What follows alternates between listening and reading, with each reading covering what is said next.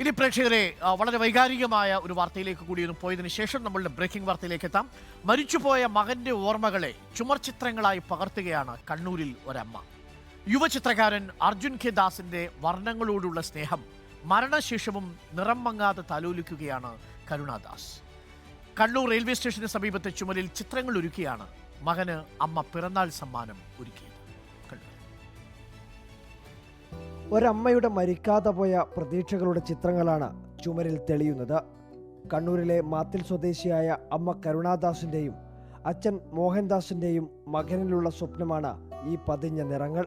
മകൻ അർജുൻ കെ ദാസ് എന്ന യുവചിത്രകാരൻ മരണപ്പെട്ട് 9 വർഷമായെങ്കിലും നിറങ്ങൾ മായുന്നില്ല. ചുമർ ചിത്രങ്ങൾ അവൻ നന്നായിട്ട് ആഗ്രഹിക്കുന്നുണ്ട്.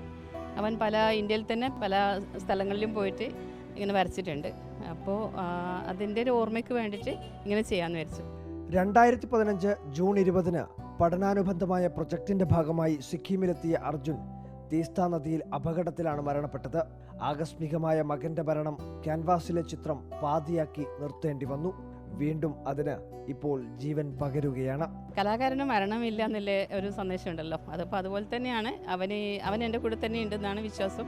അവൻ ഉണ്ടായിട്ടുണ്ടെങ്കിൽ ഇതൊക്കെ ചെയ്യുമായിരുന്നു സത്യം പറഞ്ഞാൽ. അപ്പോൾ അത് അവനില്ലെങ്കിലും ഞാനത് ചെയ്ത് കൊടുക്കുകയാണ്. എല്ലാവർക്കും ഒരു സന്ദേശം. കാരണം നമ്മൾക്ക് തളർന്നു പോകാൻ വേഗം പറ്റും, പക്ഷേ ആ തളർച്ചയിൽ നിന്നും ഒന്ന് എഴുന്നേൽക്കലാണ് ബുദ്ധിമുട്ട്. കണ്ണീർ വറ്റാത്ത ദിവസങ്ങളെങ്കിലും മെയ് 2 അവന്റെ പിറന്നാളാണ്.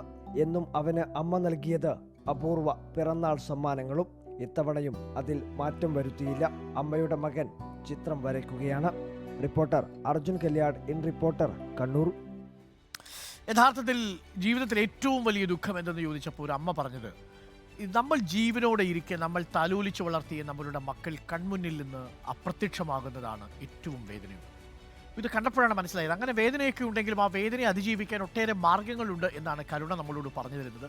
ശരിയാണ്, മകനെ നഷ്ടപ്പെട്ടതിലുള്ള വേദന കടിച്ചമർത്തുന്നതിനോടൊപ്പം തന്നെ അതിനെ അതിജീവിക്കാനുള്ള ഒരു വഴി കൂടി കണ്ടെത്തുകയാണ്. അത് ആ മകൻ്റെ ഓർമ്മകൾക്ക് മുന്നിൽ ആ അമ്മയുടെ സ്നേഹ ഉപഹാരമാണ് എന്നാണ് നമ്മൾ മനസ്സിലാക്കുന്നത്.